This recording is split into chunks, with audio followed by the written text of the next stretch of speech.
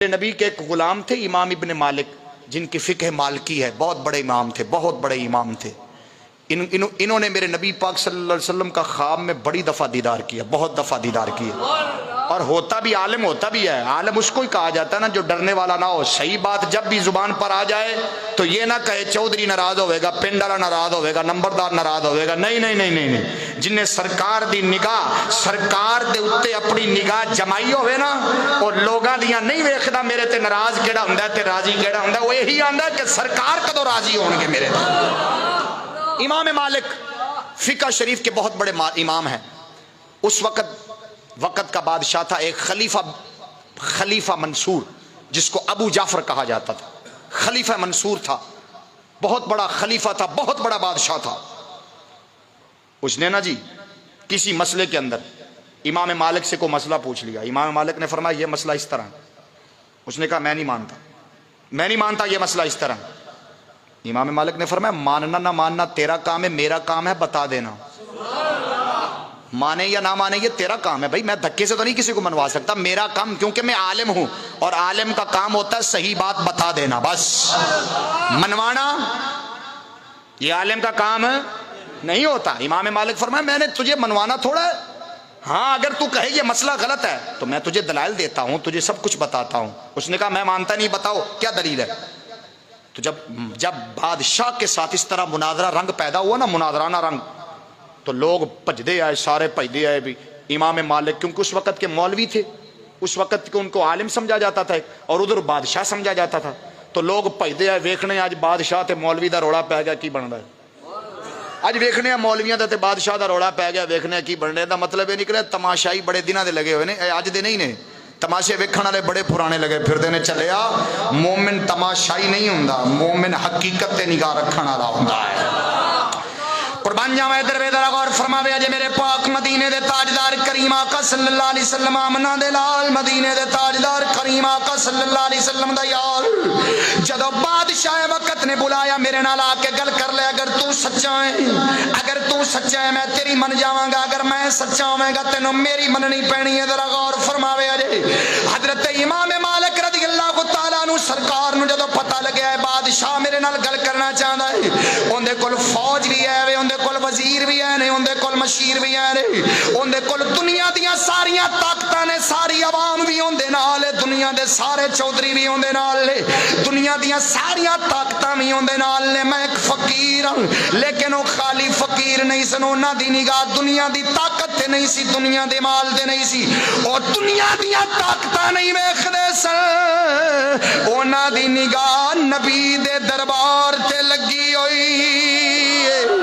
سرکار دے دربار تے انہاں دی نگاہ لگی ہے۔ ذرا غور فرماوے اج ادھر لوگ چوکاں تے گلیاں تے محلیاں دے اندر آپس دے اندر گلاں کرن لگ پئے، اس مولوی دا کی بنے گا، اے بادشاہ دے نال پنگا لین لگ پیا ہے، بادشاہ دے نال گلاں کرن لگ پیا ہے۔ کدی بادشاہ دے سامنے بھی بندہ بول سکدا ہے، اوتھے تے جی کرنی پیندی، ورنہ تلواراں نال سر وڑ دتے جاندے نے جناب، تلواراں دے نال سر لا دتے جاندے نے، سر تن تو جدا کر دتا جاندا ہے یا جناب سولی تے لٹکا دتا جاندا ہے۔ سونیا حضرت امام مالک دے گل دے جدوں کن دے اندر گلاں پیاں نے کہ لوگ گلیاں بازار محلیاں دے اندر گلاں کر رہے نے کہ اس مولوی دا کی بنے گا، اس امام دا کی بنے گا، اس عالم دا کی بنے گا۔ اے امام جناب خلیفہ وقت دے نال مناظرہ کرنا چاہندا ہے، اے خلیفہ وقت دے نال گلاں کرنا چاہندا ہے۔ سونیا حضرت امام مالک نے مدینے والے منہ کر لیا، آپ فرماندے نے فرمایا مدینے دے تاجدار دی بارگاہ دے اندر او کملی والے میں ٹوٹے ٹوٹے تے ہو سکنا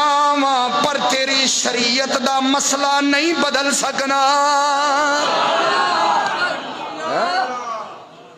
تیری شریعت دا مسئلہ نہیں بدل سکنا۔ ذرا غور ہوئے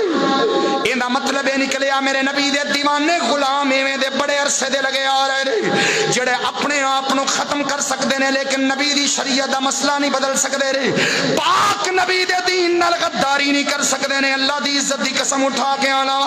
بھاویں کو چودھری ہوئے، بھاویں کو نمبردار ہوئے، بھاویں دنیا دی طاقت والا ہوئے، انہاں دے منہ دے اوتے حقیقت نو بیان کر دینا اے نبی دے صحابہ دی نشانی۔ صدقے جاواں ادھر ویکھ ذرا غور ہوے ایک گل میں پھر سنانا مدرا گل دے وچ گل آ گئی وہ بھی سنا دینا میرے مدینے دے تاجدار کریم آقا صلی اللہ علیہ وسلم دا ایک غلام سرکار دا ایک صحابی روزہ منورہ دے اتنے زیارت کرن واسطے آئے نا تشریف لے کے جدو آئے تے آپ دی قبر انور نو سرکار دی قبر مبارک نو چومن لگ پے کی کرن لگ پے سرکار دی قبر انور دا بوسہ لین لگ پے تے تسی نا سنیا ہونا ایک مروان یزید دا بیلی سی مروان مدینے دا حاکم سی بادشاہ سی مدینے دا وہ ایویں بھجدا پیدا آیا سرکار دے روزے والے تے ویکھیا نا صحابی رسول نبی دی قبر انور دا کی لے رہے نے بوسا لے رہے نے تو وہ اگ بگولا ہو گیا ہن تسی ویکھیا جی بلا مروانی کیڑے نے تعلق جوڑو نا جی تعلق جوڑو گل ویکھو نا جی گل دے وچ پتہ لگدا بھی ایک گل والا بندہ کدھر تعلق رکھدا ہے مروان آ کے کی آندا ہے مہذا یہ کیا کر رہا ہے پتھراں نو چمی جانا ہے پتھراں دے بوسے لئی جانا ہے پتھر نو کیوں پہ چمنا ہے غصے وچ کیونکہ بادشاہ سی مدینے دا حاکم سی تے حضور دے صحابی اتاں ویکھے نہیں سی پتہ نہیں کون آیا کون نہیں آیا آپ تے اپنی موج مستی نال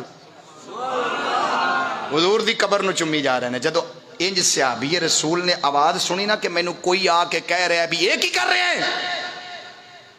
پتھراں نو چمی جا رہے ہیں اے مٹی دے بوسے لئی جا رہے ہیں ایتھے کی پیا ہے تے میرے آقا کریم صلی اللہ علیہ وسلم دے یار دا لال سرخ رنگ ہو گیا لال سرخ رنگ ہویا تے حضور دے صحابی نے اے نہیں ویکھیا کہ حاکم مدینے دا آ گیا ہے تے بادشاہ وقت آ گیا کوئی پریشانی نہ پیدا کرے حضور دے صحابی نے انج چوم رہے نے قبر تے انج ہی اتاں ویکھیا تے ویکھ کے فرمایا غصے نال فرمایا تینوں نہیں پتا یہ کوئی عام قبر نہیں ہے مدینے دے تاجدار دی قبر ہے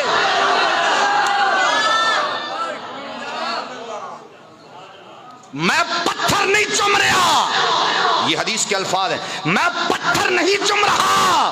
میں نبی کی قبر انور کو چوم رہا ہوں حدیث میں آتا ہے کہ جب صحابی رسول کا جلال دیکھا نا مروان نے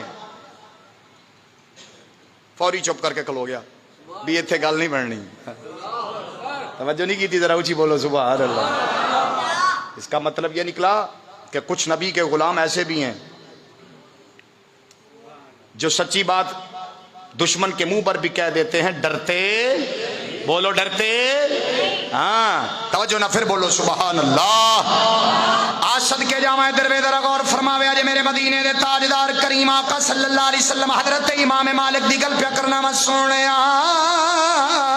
ایندا مطلب اے نکلے اج جڑے لوکاں نو قبراں تو دور کردے نے آندے نے قبراں وچ کی پیا وے تسی پتھر چومن جاندے ہو ایویں مٹی دا بوسا لین جاندے ہو ایتھے مٹی دے اندر کی پیا وے مٹی جناب مردہ بندہ ہو جاندا ہے قبر دے اندر کچھ نہیں پیا چلیا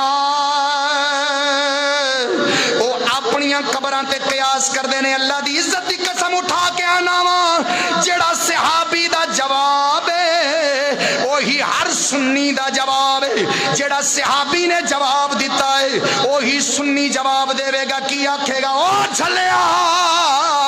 اے کوئی تیری قبر نہیں ہے اے میرے بابا فرید دی قبر ہے اللہ دی اونچی بولو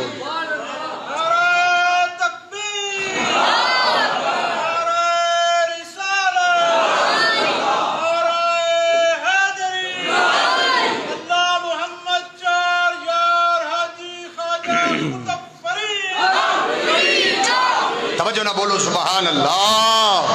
اللہ دی عزت دی قسم اٹھا کے آنا وا جندے قبضے قدرت دے اندر میری جان سونیا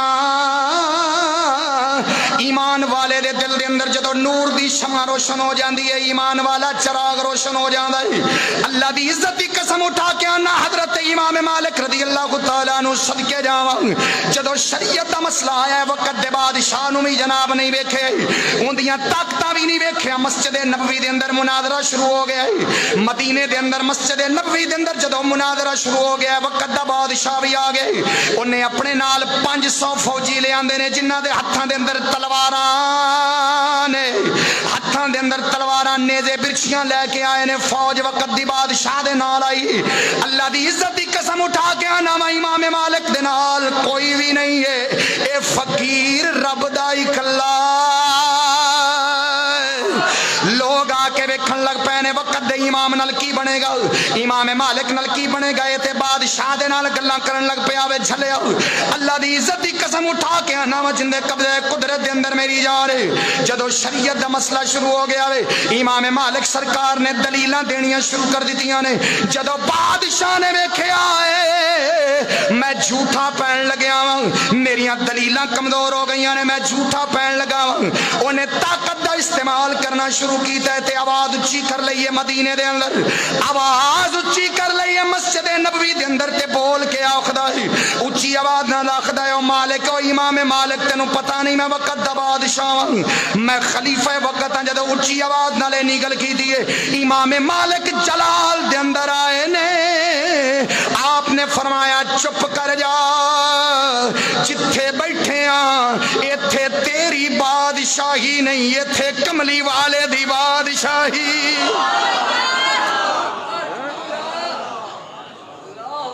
जिथे बैठे हैं इथे तेरी बादशाही, इथे हुजूर दी बादशाही है। तवज्जो नहीं की? जरा ऊंची बोलो सुभान अल्लाह।